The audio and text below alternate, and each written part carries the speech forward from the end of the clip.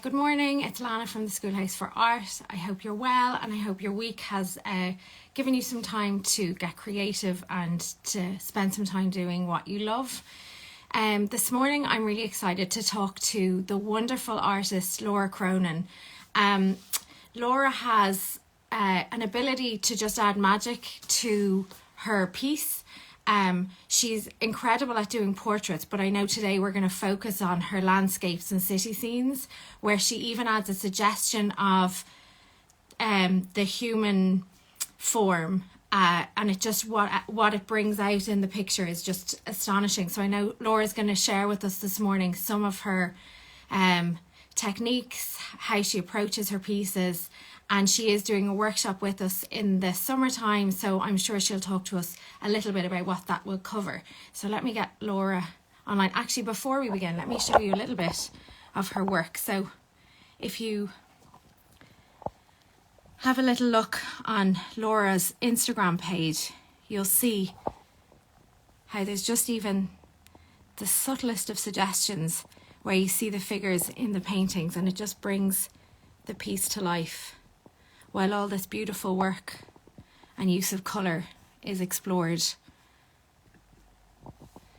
Her Instagram page is just breathtaking in terms of her work, her use of highlights, like that dapple sun effect. To capture that is just, I think, a work of genius. So hopefully she will share a little bit about how she does it. So hang on a second, let me flip this back around and we'll invite Laura to join.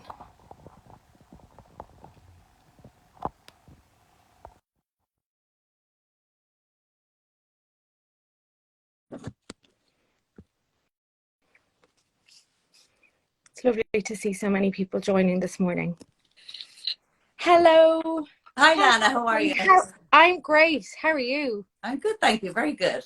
Good. I'm sorry, I was a little bit delayed here. The schoolhouse was very, very busy starting with classes, and I didn't realise, but we had lots going on at the same time. So thanks for your patience. No problem. Very at all. good. How are you here. this morning? I'm Yeah. good. How are you? Yeah. Yeah. How are you? Yeah. Busy. Good. Busy, but it's good. It's a great complaint. Yeah. I can even see just that picture, like that artwork behind you. Is that yours? Are you in your studio this morning? I'm in my studio. Yeah.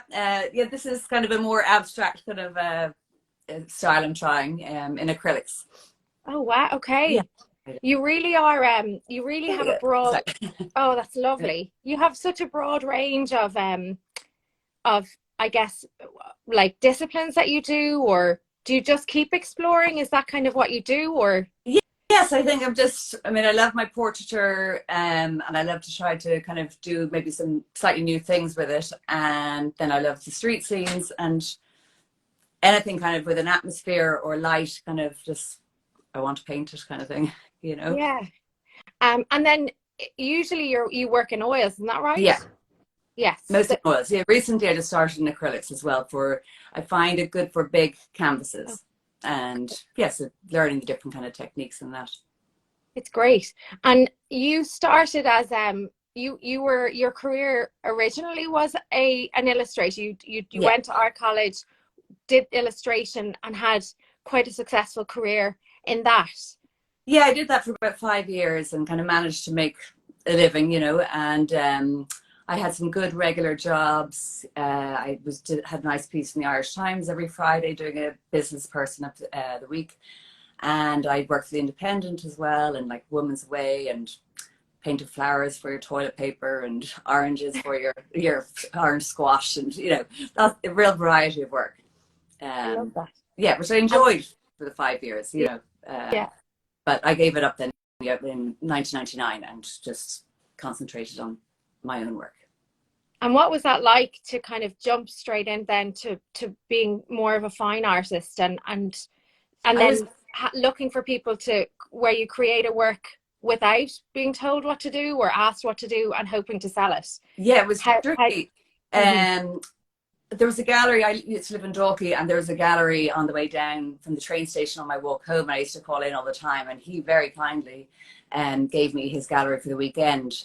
It's the James Gallery. Pat Hopper was the owner. He died many years ago, but anyway, he was very kindly gave me the gallery for the weekend. So I worked in a show and hosted a show for the weekend, and it was a sellout show, and it was thanks to all of my family and friends, and you know, they all supported me, and so that was a really good start to figure out, okay, maybe I can do this.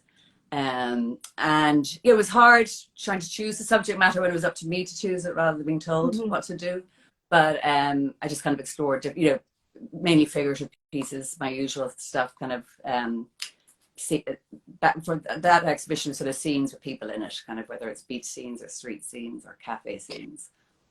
Yeah, when we were having a chat before this, I was saying that there's just something magical at the end. It's like you've captured that sort of special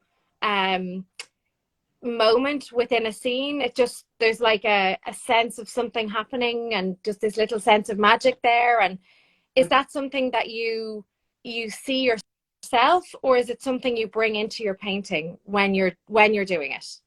I suppose I see it when I'm looking at a reference picture. You know, I kind of would choose ones that have a nice bit of movement, and I kind of love the gait on that person, or the light hitting the top of their, you know, backlit, or whatever way the lighting is, or even a dull atmospheric lighting. I suppose, you know, and when I'm working on a painting, it can kind of seem, oh gosh, this is never going to work out, and then it's always the last stage that sort of when you put in those highlights or the little negative space around the body, whatever, it seems to then just come together and bring it to life for me. Yeah, anyway. Your use of highlights is just stunning. It just brings your eyes all over the painting or to a specific area, and really draws you in. It's a super skill. Did you kind of did that kind of get drawn out of you, or was something that you always had a knack for, of where the highlights and shade were to go? Was it something that you've evolved? Yeah, I suppose kind of just over the years drawing. I, you know, even from school and college, I did lots of life drawing and life painting, and so you just see the modeling of the figure, kind of, you know, where the light hits and how it'll affect, you know, the shadows and the half shadows, and then, you know, the highlights are kind of the icing on the cake kind of thing, you know, just to bring it to life. And when you decided to sort of leave the career of illustration, did you just go straight into a studio and work, or did you do kind of more classes? How did you make that big step? Because I know it's something that we get asked a lot of, where people sort of really want to leave the day job and see where the art will bring them. Yeah. Was it something that you knew was going to be okay, or did you just take a leap of faith? It was a bit of a leap of faith, but probably at that stage I was also getting commissions as well as illustration. So it was sort of, I knew I had, you know, some income coming in, and then it was a bit of a leap of faith. In every exhibition, I haven't had a solo show in a good few years, but I did have a run of them kind of from 99 to 2007, and you were kind of anxious for everyone, but during those years they all went pretty well for me, and yeah, I was delighted then that I'd made the change. But it's, yeah, I suppose it is a tricky one to figure whether to do it or not, but if you can kind of get commission work as well to kind of supplement, or do something else to supplement while you're, because there are long bouts of time when you're working on an exhibition that you're not earning, so that can be hard to manage also. Yeah, and I guess as well, when you are when you know that you've had a few sales already before taking that leap, you know that there's a bit of financial gain, I suppose, to be had from, or available there, that people are open to buying your work. Yes, yeah. And be a little bit reassuring then. Yes, and you'd have requests for like kind of your inquiries of when your next exhibition is, or that kind of things, an interest in your work. Yeah, but I guess you really have to put yourself out there and say, you know, this is what I want to do, and here's some of the things that I'm doing, and being open to feedback of all sorts. Yes, yeah. Yeah, so I'm sure it can be kind of a daunting experience. Yes, yeah. I mean, if I was to have a solo show now, I'd be very anxious and nervous. I suppose it's just I'm so long out of that sort of game. But anyway. And is there any reason to that? Is that, do you think that you had that success at the start that you're worried about meeting the same levels of success, or is it just you've got so busy with other things? Because I know you've so much on at the moment. It's probably really because I'm just busy all year round with commissions, and then I get to do my own stuff in my free time, and my own stuff is probably portrait, even painting portraits for my own pleasure kind of thing. Yeah. And they don't necessarily sell. So yeah, I give paintings to galleries as well, to a few galleries, and sell that way. And I prefer to do it kind of like that in small, paint a few and send them down. Yeah. And are you in any gallery at the moment? If people were nearby, they could pop in. Well, I'm in the Whitethorn Gallery in Clifton, which is a lovely gallery. Oh, gorgeous, yeah. Know that one, yeah. And no, I used to be in galleries in Dublin, but I'm not in any gallery in Dublin at the moment. Yeah. That I just saw on your Instagram, the wedding commissions. They're stunning. Yeah. Oh, thank you. They are just beautiful. Hang on, let me see. Always nice to do. Yeah. And so people would send their favorite their wedding photograph, and then and a few have been from kind of the couple, but mostly it's guests of giving it as a wedding present. Oh, right.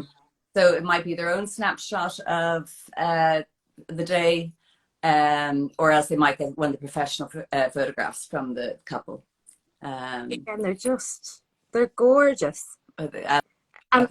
Like, I love just all the dappled light effect that you have.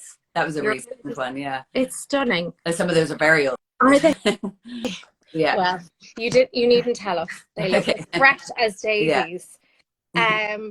And so, but another thing that you do is those city scenes and the cityscapes. And when we were talking about having you join us for a workshop, which we're so grateful that you will come and do to share your wisdom.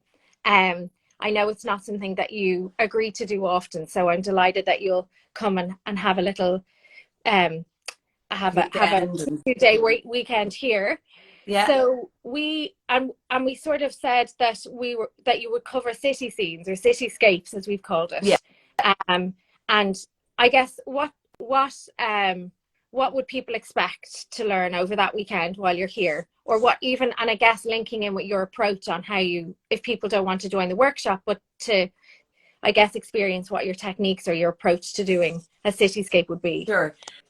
I suppose even just starting with a reference, trying to pick a photograph that you're excited about painting that captures, that city, or not necessarily the city, but just the street or the atmosphere, and how we kind of build that up with, just seeing the way the light, there might be a light coming through a channel from a laneway or something like that, and just how that affects the buildings and the people walking through, and looking at color then as well, kind of enhancing or harmonizing your color palette, and yet then enhancing some of the colors that you see in interpreting the photograph in that way. And then using the figure to bring that scene to life, kind of thing. And yeah, I don't know. Do you start? I'm looking at paintings here. Do you start with a sketch, or do you just go straight to painting? I go straight to painting, and I kind of block. I don't draw in. I just block in and build it up, so it can look, a real mess, up to halfway through, kind of thing. Just sort of, it's just tones. Okay. And I might start in raw sienna, and do a tonal thing, and then I'll add in some of the darker colors, and then I like to sort of pick out the lights with turpentine or white spirit, and then go in and start adding in color and bringing out different things in it, and draw, not drawing in, but painting in, say windows, or not every window, but just painting in some of the details of the scene, and the figures. Yeah. I love that idea at the start where you just have to trust the process, that it might not look like your reference at all, but not to give up at that stage, because then it all starts to come together. So have that confidence in the method, as opposed to worrying at the start that you've the drawing is not right, or it'll all be, you know, changed around as you go along. You'll suddenly realize, you know, after you take a 15-minute break, you come back and go, oh God, you know, the perspective is off, or you know, it's not a problem to fix those things all the way through the painting. That's great. I know. Well, we're really looking forward to having you. And so what are you working on at the moment? You say you are working on commissions at the minute. So is it mainly portraits that you are working on? I'm working on portraits. I'm working on a wedding, 2 wedding scenes.